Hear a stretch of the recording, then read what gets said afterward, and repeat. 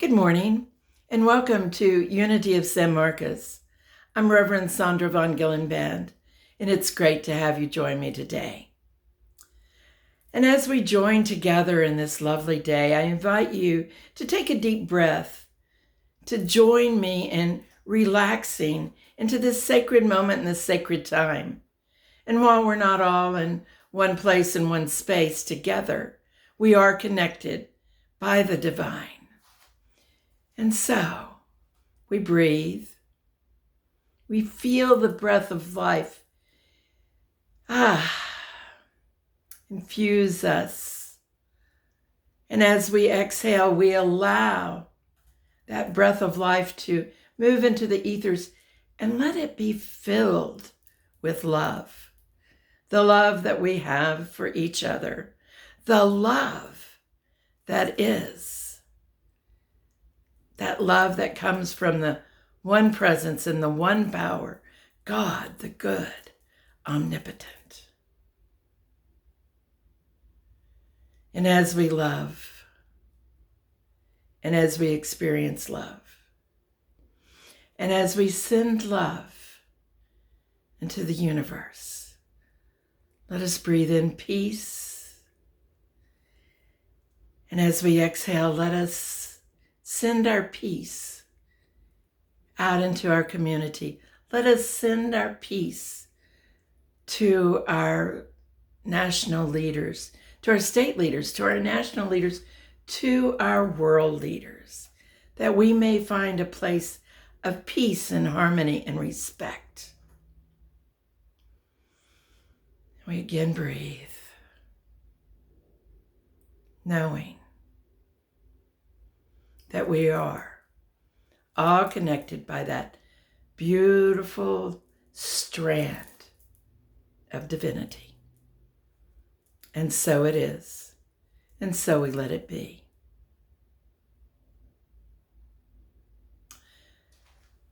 Sticks and stones may break my bones, but words will never hurt me. Have you ever heard that? I heard that a lot as a kid.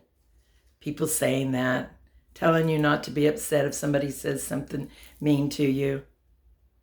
So how many of you believe that? How many of you have given that up and said, yep, that's it. Somebody said something mean to me, but it's okay. Doesn't bother me. I haven't thought about it again. That hasn't been true for me. I can still remember some of the things that the bully said to me in the 3rd grade that were kind of mean. And I'm betting that you can as well. Words are powerful. So there was a little boy one day, got mad at his sister, and he started saying mean things to her. And she cried, as little girls are known to do. And at least this little girl was. And Dad saw this as a teaching experience. And he said to the little boy, come on, let's go outside. Let's do some hammering. Let's do some nails. Take some nails out and hammer them into a piece of wood. And so they went out and they did this. And he hammered about 12 pieces of wood into a plank. And when that was finished, Dad said, now let's take those same nails out. And so with a little effort, he did. Dad said, now what do you see? And the little boy said, well, there's holes in the wood. And he said, the dad said, can you fix those? And he goes, no, Dad, they're holes in the wood. They're there. And the dad said, exactly. We need to be aware that our words, once out there, are there. How powerful are your words? How do you use your words? Are you even aware of the words that you use? Do you think about it? Do you make the greatest use of your words? Or do you just let them flow? We are shown the power of the word in the creative process in the very beginning. First Genesis, in the beginning, God created the heavens and the earth. The earth was formless, void, dark, and covered with a deep wind. When God swept over the face of the waters, and said, "Let there be light." And there was light. And God saw the light was good. And as the creation story continues, God continues to command, "Let there be," and there was. You see the power of those words? Let there be. We see it again in John 1. In the beginning was the Word, and the Word was with God, and the Word was God. The same was in the beginning with God. All things were made by him, and without him there was not anything made. In him was life, and the life was the light of men. And the light shineth in the darkness, and the darkness comprehended it not. So here we have a writer who is once again talking about the creative process, saying the words and creating the presence of Jesus in this beginning. So this indicates to me that there's some real strong energy in the word. It incorporates the breath, which we know that Jesus used a lot of and talked about the importance of the breath. So it is important that we stay connected to our reality with awareness of our word. We know that the word is powerful. We know that it's a unity principle. We participate in the creative process. Human beings create their experience by the activity of their thinking. Now, what do we use in our thinking? We use words. We use words that represent images, right? Everything in the manifest realm had its beginning in thought. Our thoughts, feelings, and beliefs create our reality. Powerful, yes? We create not just as individuals, but we create as a group. We are connected to the one mind, the divine mind.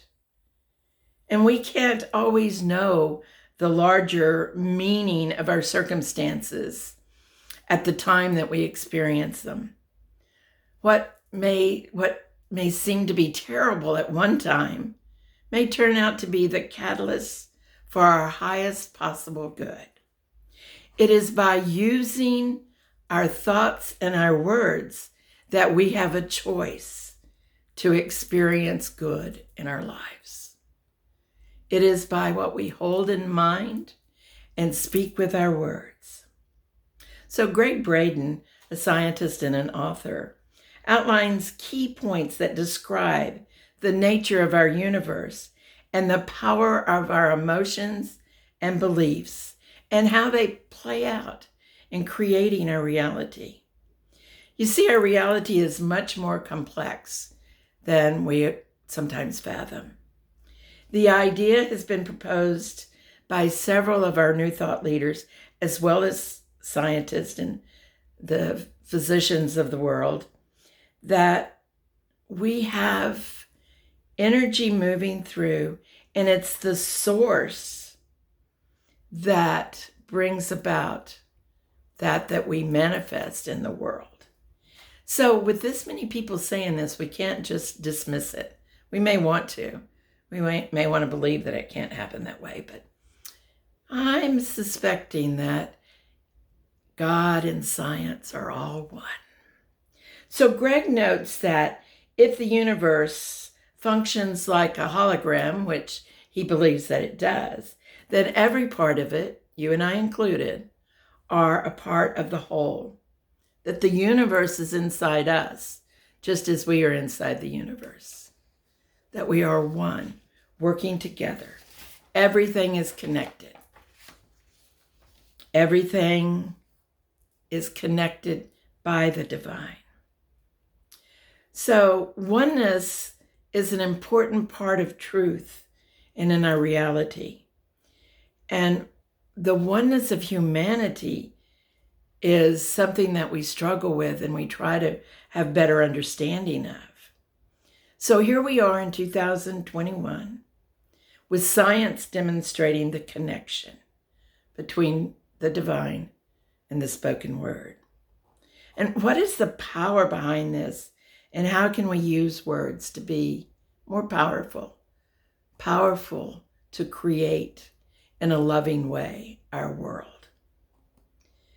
What we feel and believe behind the words is important.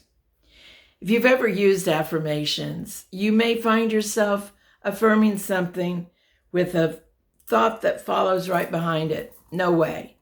I'm no good. I can't have this. There's no way. I'm not worthy. And this is good to note because this is letting us know that we need to do some more work on something. If you find your affirmations aren't working, please listen to what comes behind them because it's telling you right there, right in that spot, you have some beliefs that are ready to be changed. Might be some forgiveness. So what I'm wanting to say is that if we change our thinking and we change our emotion and we use our emotions to power us up in love, we will have a greater experience. In his book, The Divine Matrix, Greg Braden demonstrates the movement of atoms, and he reports that he can measure the distance of energy that the heart radiates. And he can also measure the distance that the head can radiate. So he's measuring head and heart and the energy that radiates from these two energy sources.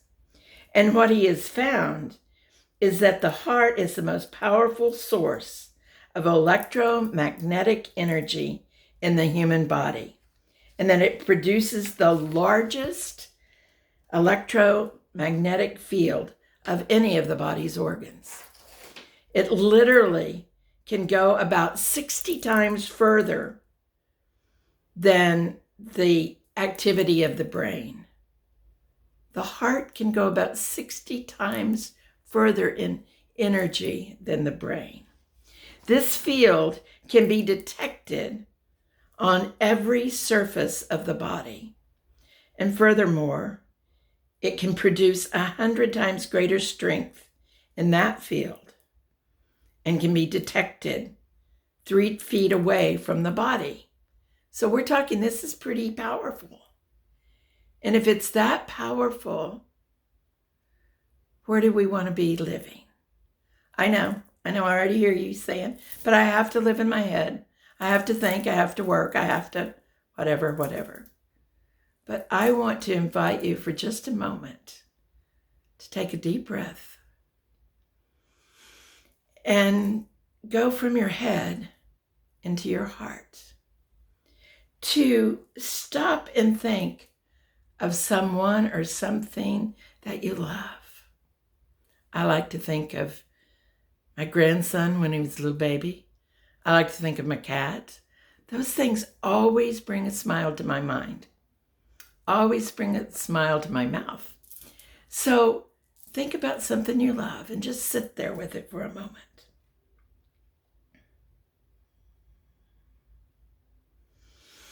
And breathe that in and use that love.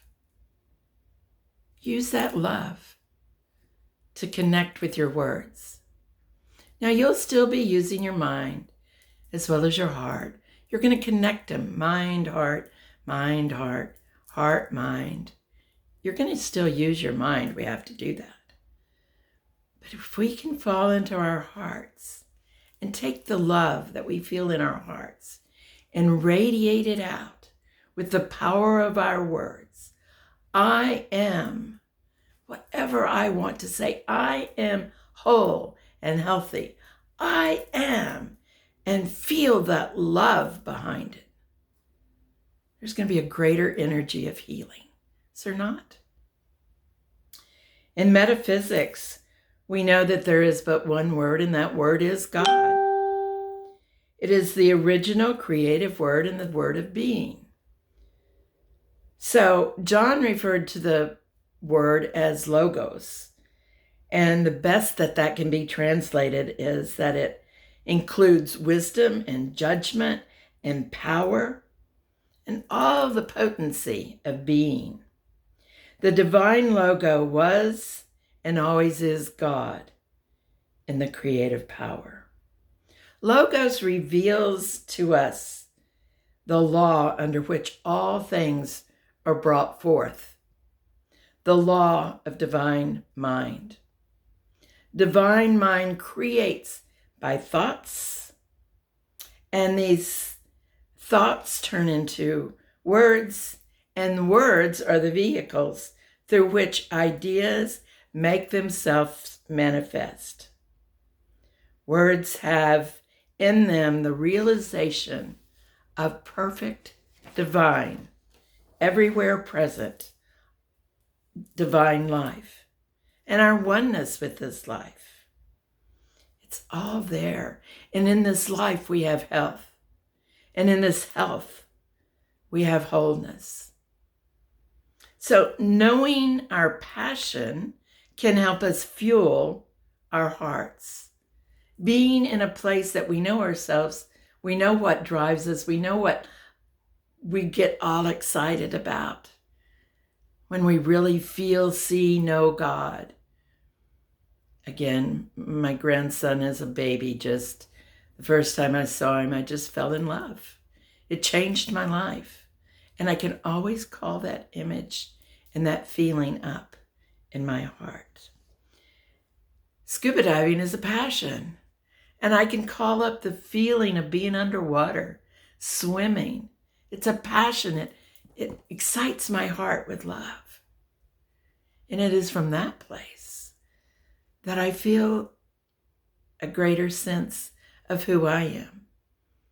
And I invite you to try that and practice that so that you'll experience a greater sense of who you are. This is from the Daily Word on Sunday, October 24th. And the word is passion. Purpose sets my heart aflame with passion. Each day I awaken, ready to answer the call of my heart, to give my best efforts and fullest attention to the purposeful activity of God. Passion is the energy I want to bring into everything I do. I do things that make me feel most alive, that fill me with energy and zeal, and color the world with hope and promise. Words I speak and words I think are important. They are powerful. The life energy that radiates from me inspires those around me to live a life of purpose and passion, to boldly express their divinity as only they can. So let's make this scripture a focus for us this week. It's Peter 4:11. Whoever speaks must do so as one speaking the very words of God. Whoever serves must do so with the strength that God supplies. So I invite you to read that again this week. I'll read it again now and just hear these words. Take them into your heart. Let them be a part of who you are. Whoever speaks must do so as one speaking the very words of God. Whoever serves must do so with the strength of God, with the strength that God supplies. And so as we do that, as we find ourselves empowered with the I am presence, with the knowing that there is energy in what we speak, let's be alive, alert, awake, enthusiastic, and aware of what we're saying, aware of what we want, aware of how we can bless the world with our energy, with our grace, with our love. So I bless you this day, this week, this month. And may you know the truth of who you are. Namaste.